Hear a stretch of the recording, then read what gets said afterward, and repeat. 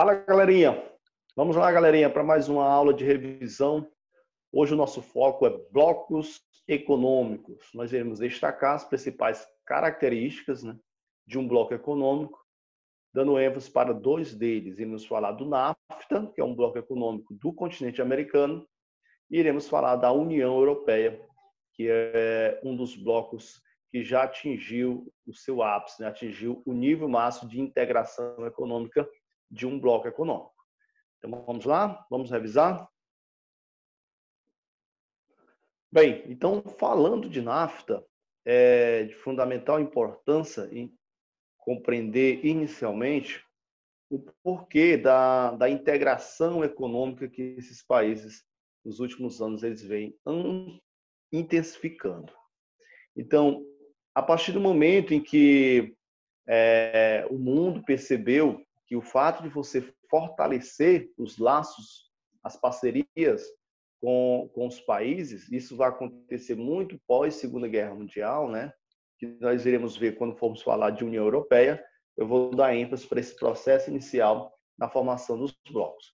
Mas aí os países perceberam que a integração econômica entre os países vizinhos, que nós chamamos de relação comercial regional, fez com que surgisse os acordos comerciais, né? Esses acordos comerciais eles passaram a dar origem aos blocos econômicos, né? Ou essa denominação de blocos econômicos. Então aqui tem o NAFTA, que é um exemplo de bloco. Então, quando nós falamos de bloco econômico, você vai lembrar inicialmente que os blocos econômicos eles adotam modalidades, né? Durante seu processo de integração, eles adotam as modalidades de bloco. Então, quando falamos de modalidade de bloco, você vai desde uma área ou uma zona de livre comércio para o próximo estágio, né, uma união aduaneira. Depois você tem um mercado comum. E, por último, podemos dizer que você tem a união econômica e monetária, né, que aí você já tem, talvez, o estágio maior de um bloco econômico, né? A adoção de uma moeda nesse caso específico, né? Mas no caso aqui você pode criar um parlamento próprio que vai dar origem aí. Na verdade, quando eu digo parlamento, você tem a eleição, né, de governantes que vai representar aquele bloco. O exemplo aqui desse estágio maior é a União Europeia. Então, quando pegamos o NAFTA está aqui, ó, no seu estágio inicial de bloco. É uma zona de livre comércio. A zona de livre comércio ela tem duas características básicas, né? Ou ela vai eliminar as barreiras alfandegárias, ou ela vai reduzir as barreiras alfandegárias. Então, nós iremos perceber que o NAFTA, né, essa zona de livre comércio da América, ela, em alguns setores, né, em alguns setores da economia, alguns produtos, já ocorreu a eliminação desde o começo, desde o seu processo inicial de formação, já houve a eliminação.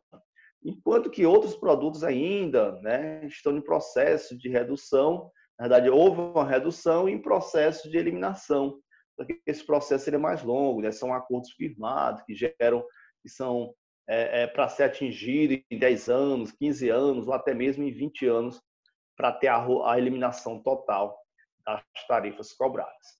Mas faço uma ressalva.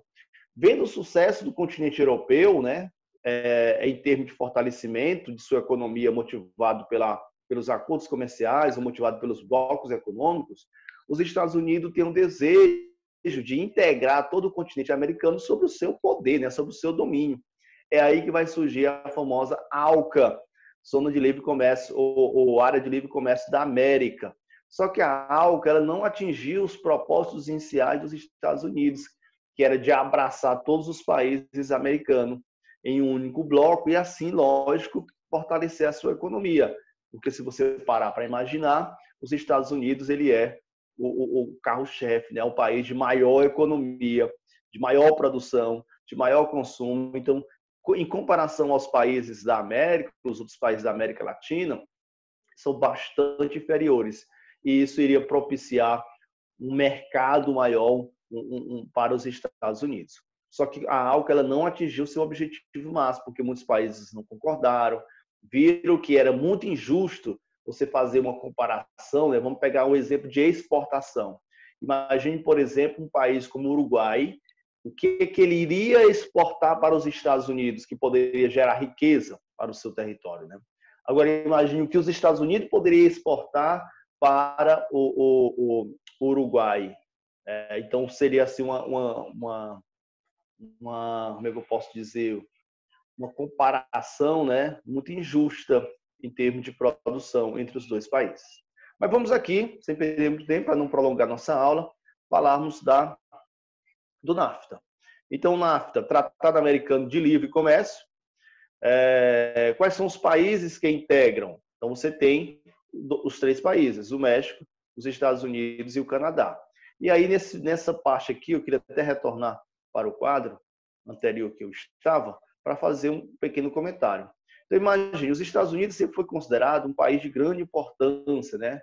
Para você ter uma ideia, tem muitos economistas que dizem que já em 1900, os Estados Unidos já era uma potência, já era a potência mundial, né? Já era um país que tinha essa característica de atingir uma potência mundial. Já era uma potência mundial, mas os países europeus ainda se destacavam. Mas os Estados Unidos já era considerado uma potência mundial. E separar para analisar, pegar aqui o mapa da América, né? Principalmente da América que nós estamos destacando, que é a América anglo-saxônica ou América do Norte, né, para ser mais preciso, né? Então você tem aqui a faixa de terra pertencente aos Estados Unidos da América, região dos Grandes Lagos. Você tem aqui em cima o Canadá, né, que é o país fronteiriço, que é o país vizinho. Em cima você tem o Alasca, né, que são terras pertencentes aos Estados Unidos. Então imagine aqui os Estados Unidos, né, deixa eu passar uma linha aqui para representar embaixo o México. Então você tem um país aqui, os Estados Unidos da América, certo? Que é um país que tem grande potencial marítimo. Então, de um lado aqui ele controla o Oceano Atlântico, do outro lado aqui ele controla o Oceano Pacífico. Você imaginar, tem as ilhas estadunidenses encravadas no interior do Oceano Pacífico. Então, ele precisaria firmar acordo que protegesse suas fronteiras terrestres. Para isso, formou parceria com o país vizinho, no caso o Canadá, que tem seu processo de independência mais recente, e aqui embaixo o México, né? Que esse acordo se deu muito por conta de compra de terras, né? De uma parceria mais relacionada à questão econômica mesmo. Então, olha aí, então, os Estados Unidos hoje é um país protegido, né? Para ingressar nos Estados Unidos, primeiramente você precisa passar por um oceano que é todo ele controlado pelos Estados Unidos. E as fronteiras terrestres é formada por parceiros comerciais também. Não somente comerciais, né? Então, como é que vai surgir isso aqui? O processo de formação. Em 1988, os Estados Unidos e o Canadá assinaram um acordo de liberalização econômica, formalizando o relacionamento comercial entre aqueles 2 países. Isso lá no ano de 1888. Em 13 de agosto de 92, o bloco recebeu a adesão do México, tá bom? Recebeu adesão só em 92. 92, ele, vamos dizer assim, é o ápice aí dos blocos, né? O surgimento de vários blocos, Mercosul, o próprio nome União Europeia, né? Através do Tratado de Maastricht, vão surgir aí nesse período. Então, o NAFTA entrou em vigor em 1º de janeiro de 1994, tá bom? 1994, o NAFTA, ele entra em pauta.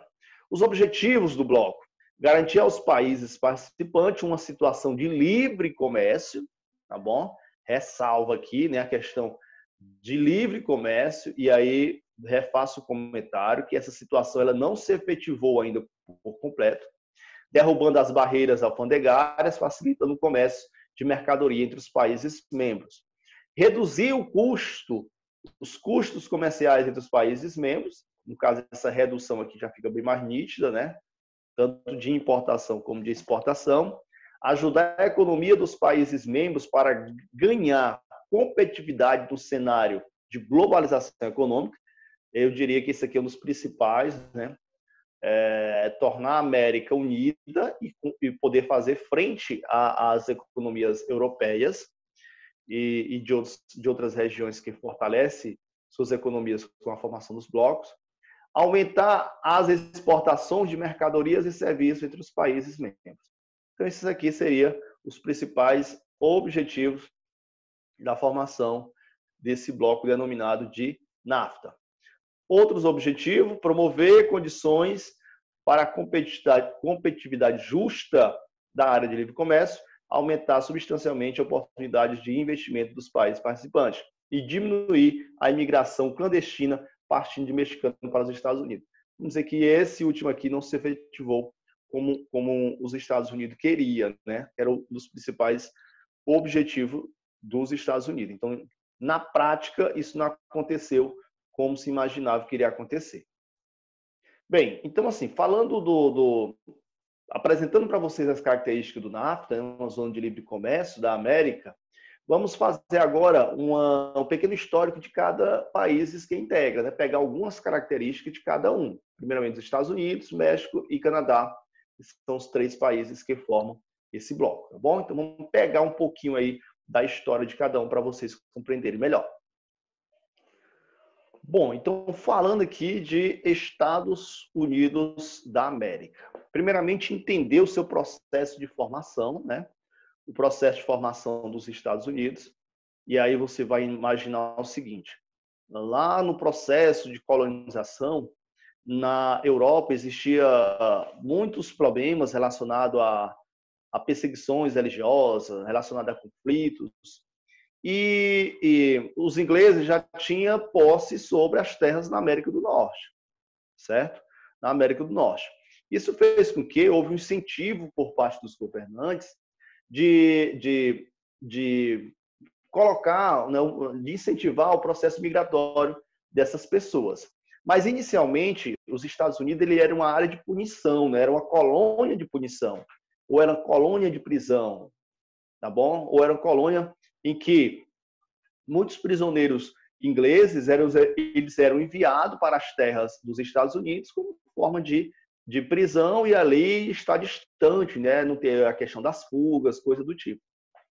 E aí esses ingleses, né, ingleses, irlandeses e alemães, eles começam a migrar para os Estados Unidos em busca de melhores condições de vida. E aí a palavra é bem certa, né? O objetivo deles era morar, era povoar a região. Quando eles saíram da Europa, né? Tanto irlandeses, ingleses e entre outros grupos, o intuito dele era de morar, porque afinal eles estavam fugindo de conflitos, né? De perseguições que assolavam o continente europeu. Então, inicialmente o objetivo era se fixar, morar. E aí esse processo foi positivo para os ingleses, por quê? Porque os ingleses viram que era uma oportunidade de gerar lucro através da cobrança de impostos, né? Através de você ter naquela região que até então não era povoada, você ter um local de produção, né? De produção que havia necessidade desses produtos dentro do continente europeu ou dentro do território dos ingleses. E aí, isso foi um ponto positivo. Então, vamos incentivar a galera a produzir. E aí, os Estados Unidos sempre procurou dar esses incentivos, né? E aí, inicialmente, você tem um processo de formação das 13 colônias, né? Na parte litorânea. Aqui você tem o Monte Apalache, que é um planalto, uma área antiga, e aqui você tem o Oceano Atlântico, certo? Não se adentrou nas planícies centrais. E aí esse processo inicial de formação, né, onde você ele vai ser bem nítido, uma diferenciação muito grande, enquanto que o norte aqui ele se torna uma área mais desenvolvida, né, em termos de produção, né, o sul você tem voltada mais para o setor agrícola, certo? Com características totalmente diferente totalmente diferente do norte, né? Enquanto que o norte ele apresenta assim um desenvolvimento econômico maior, o norte ele é mais agrícola, né? Enquanto que aqui na verdade são duas formas diferentes. Então, o norte nós chamamos de colônia de povoamento, né? Porque você vai ter um trabalho realizado pelos próprios colonos, as terras elas são pequenos lotes de terra, onde era destinado para cada colono produzir. Então, era um trabalho livre, né? E a produção ela era voltada para os próprios colonos. Enquanto que o sul, mais agrícola, você tinha uma mão de obra escrava, você tinha a produção em grandes latifúndios, né? Os produtos eram voltados para o mercado externo. Então, você já tem uma característica de uma colônia de exploração. E aí inicia o processo, né, a luta pela independência dos Estados Unidos. Ela vai se formalizar em 14 de julho de 1776. Os Estados Unidos se tornam independentes, né, através lá da Declaração de Independência assinada por Thomas Jefferson. E quando os Estados Unidos se tornam independentes, aparece um outro empecilho, né? Que é a influência das duas áreas aqui, das colônias do Sul e das colônias do Norte. Então, esse incentivo, né? Ou essa disparidade entre as duas colônias, ou entre as duas áreas, né? Porque se você tem 13 colônias, as 13 colônias vai dar até o nome de Estados Unidos, né? Os Estados Unidos, quando se tornam independentes, unimos aqui. As 13 colônias se uniram e constituíram um único país, por isso o nome é Estados Unidos da América. E aí o norte ele era mais assim, era voltado mais para a questão econômica, né? Uma produção mais em larga escala. Em 77 o país já iniciava o seu processo de industrialização, né? No final no início do século XIX, 1801, os Estados Unidos já era um país industrializado. E essas indústrias elas estavam encravadas no norte, enquanto que o sul ainda era muito dependente do setor agrícola, né, do trabalho, da utilização da mão de obra escrava. E aí vai iniciar um conflito, que esse conflito foi denominado de Guerra de Secessão. Essa Guerra de Secessão ela é ocasionada por isso, né, por esse processo de independência desses três grupos, ou melhor, de separação desses dois grupos. Para vocês compreenderem melhor, acompanhe comigo esse slide, vem aqui assim, ó, essas imagens aqui para vocês entenderem melhor. Então, olha a imagem aqui, pessoal. Essa imagem ela traz assim, uma característica muito grande das colônias do norte, né? As colônias do norte ela era de povoamento, a mão de obra era livre e assalariada, a economia era internalizada, né? Internalizada, quer dizer, voltado para o mercado interno, era praticado em pequenas e médias propriedades, o que eles chamam de comércio triangular, né? As 13 colônias, juntamente com a África e juntamente com as Antilhas, localizado na América Central. Já a colônia do Sul era uma colônia de exploração, interesses exclusivamente comerciais, a mão de obra era escrava, a economia era externalizada, quer dizer, que era voltada para fora, com destaque para o tabaco, o arroz e o algodão. Chegada dos primeiros escravos de origem africana e era praticada nos grandes latifúndios. Então você tem uma diferença muito grande entre as colônias do norte e as colônias do sul, né? Isso faz com que haja essa diferença que vai provocar algumas instabilidades políticas. Bem, aí se você for buscar, né, as informações lá no seu material, você vai perceber que essa diferença ela vai ocasionar essa instabilidade muito por conta de interesses próprios de cada colônia, né? Imagine que as colônias do norte ela queria cortar relações com os ingleses, já o sul não, né? Porque eram os principais compradores de seus produtos agrícolas, mesmo que de forma, vamos dizer assim, mesmo que de forma não tão vantajosa para as colônias do sul, mas os ingleses tinham uma relação muito forte com essas colônias. E outra coisa, né, que é importante ressaltar, um dos grandes negócios na época era o tráfico negreiro. Então, se você cortava relações com o exterior, e aí deixava o país isolado, então isso dificultava as relações com as colônias do sul. E essa instabilidade ela vai acarretar esse conflito, que eu destaquei, a Guerra de Secessão, que quem sai vitorioso é o norte pelo fato de ter uma influência, um poder econômico maior, já ser uma área de industrialização, né, no nordeste dos Estados Unidos. Então, o sul sai derrotado do conflito e o poder das 13 colônias passa a ser comandado exclusivamente pelas pessoas ou pelos colonos do Norte. Beleza? E aí, é importante ressaltar também, quando falamos dos Estados Unidos, esse processo expansionista dos Estados Unidos que se dá em direção para o oeste. Vendo a necessidade de se desenvolver cada vez mais, os Estados Unidos começam a expandir seu território em direção do oeste. E essa expansão ela se dá através do genocídio da população indígena, que é muito forte, a matança mesmo, o extermínio da população indígena. Outras terras que já eram ocupadas por franceses e até mesmo terras ainda ocupadas por ingleses, elas são compradas ou elas são tomadas através de conflitos e de guerra, né? Então, os Estados Unidos incorporam terra dos franceses, incorpora terra de ingleses. No sul, na região mais sul, a compra de terras por parte dos espanhóis, né? No caso que já eram terras pertencentes ao México, outras são tomadas. Então, houve um expansionismo dos Estados Unidos até chegar no Oceano Atlântico, no Oceano Pacífico. E essa ideia de expansionismo ela se dá através de algumas ideologias, né? Entre elas, por exemplo, o Destino Manifesto. O Destino Manifesto era uma ideologia criada pelos Estados Unidos ou pelos norte-americanos, que dizia que Deus deu a inteligência para eles, né, para a população branca, então cabia a eles explorar aquelas terras, né, e não os indígenas, que eram mais ultrapassados. Então, essa ideologia levava eles a esse massacre, a esse extermínio desses grupos lá existentes. Tem vários filmes que mostram, que retratam isso. Outra forma de ocupação do Oeste deu através da doação de terras, né? O Homestead ACT, que era a doação de terras por parte dos Estados Unidos. De que forma? Então, eles incentivavam lá ingleses a migrarem para o continente americano para viver nessas terras.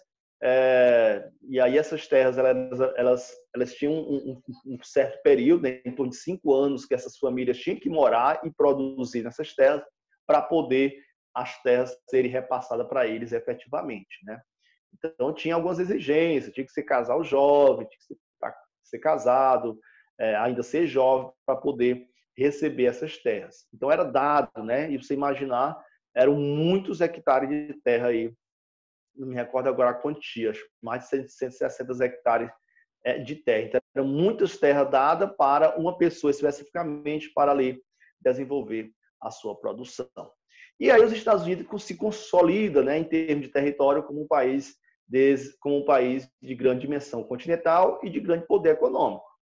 E as guerras que irão acontecer, né, a Primeira Guerra Mundial, né, os Estados Unidos soube aproveitar muito bem os dois momentos, né?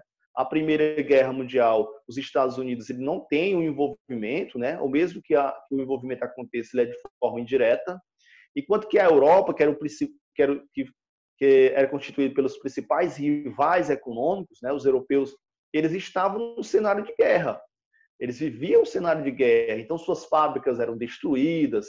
E os Estados Unidos, no continente americano, que não participava do confronto diretamente, aumentava a sua produção, comercializava seus produtos para esses países que estavam inseridos nesse conflito, tá bom? Na Primeira Guerra Mundial. Então, houve o surgimento de várias fábricas através da produção de armamento, e todos esses produtos eram comercializados para o continente europeu. Então, enquanto o continente europeu regredia em termos de desenvolvimento econômico, porque vivenciava um conflito mundial, os Estados Unidos cresciam economicamente por conta de comercializar seus produtos com os europeus.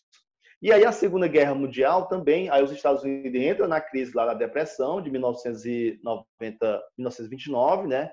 Que é quando aquelas dezenas de fábricas que surgiram, de empresas que surgiram para alimentar o continente europeu, que vivenciavam guerra, quando o conflito acaba em 1918, os Estados Unidos começam a ter uma queda muito grande de produção, né?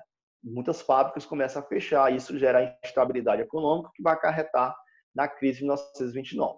Mas aí, em 1939, vem a Segunda Guerra Mundial, e os Estados Unidos, mais uma vez, se fortalecem economicamente através dessa relação, né, com os europeus, de venda de produtos, enquanto que os europeus estavam inseridos no conflito.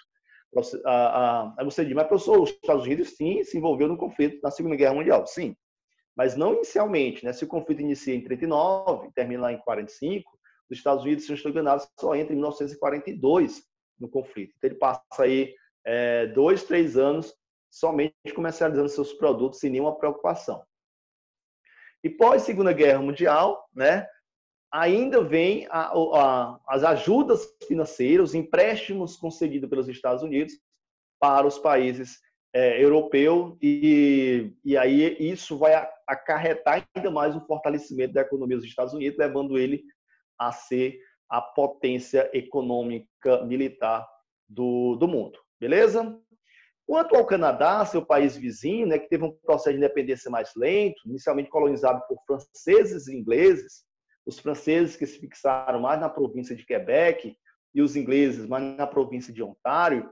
Posteriormente ocorre a posse definitiva por parte dos ingleses, e quando ocorre o processo de independência do Canadá, né, um processo de independência mais recente, acho que já em 1876, 67, depois pode ver aí com mais calma. Os Estados Unidos, ou melhor, o Canadá, ele teve os Estados Unidos como seu principal parceiro econômico, né? Então podemos dizer que o Canadá, ele é um país desenvolvido porque também se passou por uma colônia de povoamento, né? Assim como os Estados Unidos. Tem os Estados Unidos como principal parceiro econômico. É um país bilíngue, né? Que hoje tanto o inglês e o francês são línguas oficiais daquele país. Enquanto que o sul, né? E outra coisa que é importante ressaltar, né? Como o norte do Canadá é muito frio, a parte mais desenvolvida está na fronteira com os Estados Unidos, né? Produção industrial, a produção agrícola, o povoamento, a fixação das pessoas se dá mais na fronteira com os Estados Unidos. Enquanto que o México, que é um país subdesenvolvido, diferente dos outros dois, né? Está ao sul, tem como principal característica o ingresso das empresas norte-americanas, né, das empresas estadunidenses, que se encravaram ali na fronteira com os Estados Unidos, que são as famosas indústrias maquiladoras, que fazem só um processo de montagem do produto, né? Não participa da produção de suas tecnologias, do desenvolvimento do produto, só faz a montagem. É um país ainda muito voltado para o setor agrícola, né? Podemos dizer que o México é um dos países que iniciou seu processo de reforma agrária, né? Criando pequenos lotes de terra, os ejidos, que são doados para as pessoas, e essas pessoas desenvolvem as práticas agrícolas, né? Então, nesse sentido, o México já é um país mais avançado em relação aos outros, tá bom? Mas uma indústria ainda muito dependente dos Estados Unidos. E não só a indústria, mas toda a sua economia.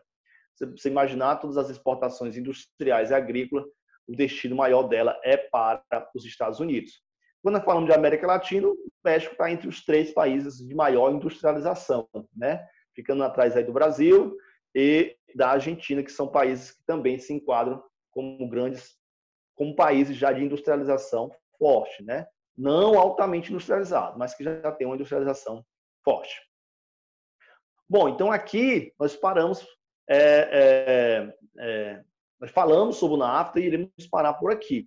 Depois eu irei fazer um outro vídeo falando um pouquinho sobre a União Europeia, que vai dar assim uma luz maior para vocês sobre esse assunto, beleza? Então falamos de um bloco econômico denominado de NAFTA, uma área de livre comércio, uma zona de livre comércio da América do Norte. Tranquilo, galerinha? Fique com Deus e até a próxima.